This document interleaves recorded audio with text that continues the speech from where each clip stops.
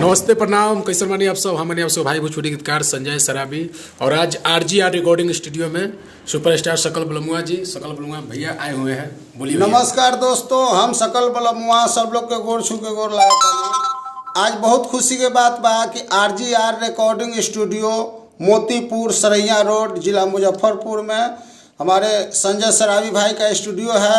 आप लोग सिंगर बंधु से अनुरोध है कि आप लोग आइए, एक बार सेवा का मौका दीजिए इनको।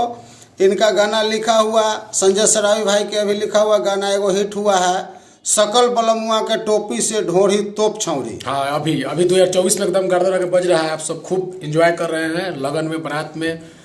अभी बहुत सारा प्यार स्वाद दीजिए और सकल बलमुआ ऑफिशियल पे 2 लाख पुरने वाला है व्यूज। इसको जल्दी आप सब मिलियन कीजिए।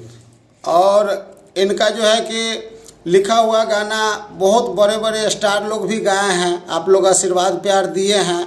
और अगला गाना का भी तैयारी चल रहा है, जैसी रिकॉर्डिंग होगा आप लोग को खबर मिल जाएगा।